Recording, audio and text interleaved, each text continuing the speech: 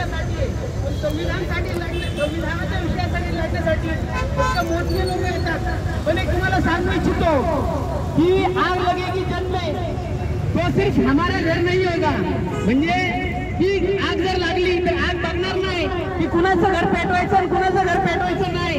ते काय आहे, आपण फक्त जे संविधान विचाराचे संविधान प्रेमी लोक आपण इथे एकत्र जमलेलो आहे, तर प्रत्येक नागरिकापर्यंत हा मेसेज पाठवायचा आहे की भाऊ तू ह्या भारताच्या देशाचा नागरिक आहे आणि हे संविधान जे आहे हे तुझ्यासाठी माझ्यासाठी प्रत्येकासाठी बनलेलं आहे, हे एका समाजासाठी आणि एका जातीसाठी बनलेलं नाहीये। आणि त्याच्यानंतर संविधानाचा जर अपमान झालाय तर हा प्रत्येक भारतीय नागरिकाचा अपमान आहे आणि या प्रत्येक भारतीय नागरिकांनी या संविधानाच्या निषेधार्थ संविधानाच्या हे झालेलं आंदोलन त्याच्यामध्ये एकत्र आलं पाहिजे। आणि हे जे शहीद झाले सोमनाथ सूर्यवंशी आजी विजय वाकोडे यांना न्याय मिळण्यासाठी प्रत्येक भागामध्ये प्रत्येक वस्तीमध्ये प्रत्येक मंडळाने आंदोलन केलं पाहिजे।